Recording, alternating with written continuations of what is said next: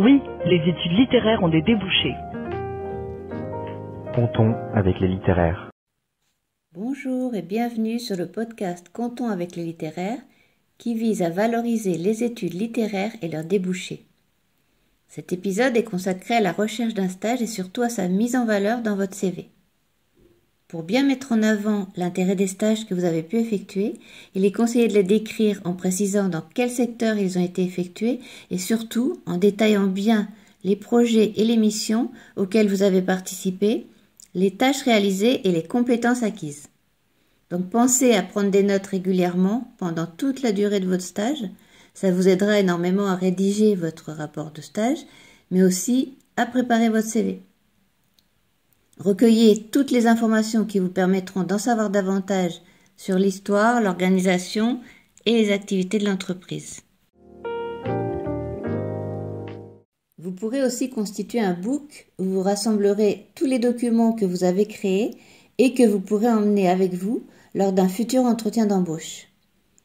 Faites chaque semaine un bilan avec votre tuteur ou tutrice, posez-lui des questions pratiques, demandez-lui son avis sur vos points forts et ses conseils sur les points à améliorer.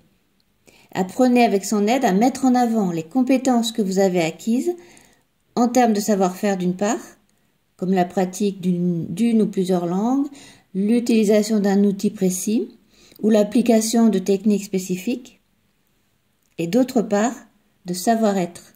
Si vous avez appris à faire preuve d'autonomie, adaptabilité, créativité, par exemple. Alors, vous trouverez facilement sur Internet des exemples de CV. Si je peux donner quelques conseils ici, disons qu'il s'agit de présenter de façon claire et attrayante et sur une seule page qui vous êtes et ce que vous savez et aimez faire.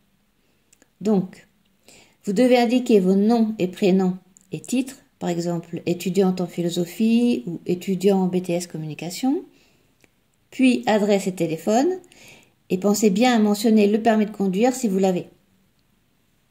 Puis, dans une rubrique formation, vous détaillez vos diplômes et votre formation en cours. Pensez bien à préciser les attestations ou certifications obtenues dans différents domaines comme le PSC1 ou le BAFA, par exemple. Ensuite, dans une rubrique intitulée « Expériences professionnelles », vous détaillez toutes vos expériences professionnelles et les stages que vous avez effectués et éventuellement vos responsabilités associatives, en les classant du plus récent au plus ancien et en précisant bien quel était votre poste et quelles sont les tâches que vous avez effectuées. Attention, cette partie du CV doit être particulièrement claire et lisible.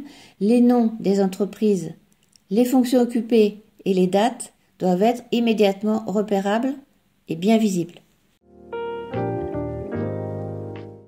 Ensuite, dans une autre rubrique, vous précisez quelles sont vos compétences et enfin, dans une dernière rubrique, quels sont vos centres d'intérêt. Et vous pouvez mettre éventuellement une photo dans un encadré rond ou ovale par exemple. Littéraire, choisissez bien vos mots et surtout utilisez les bons mots-clés, ceux du domaine d'activité où vous allez travailler et que cherchent à repérer les employeurs. À la fin de votre stage, pensez à remercier toutes les personnes qui vous ont accompagné et éventuellement à les ajouter sur LinkedIn.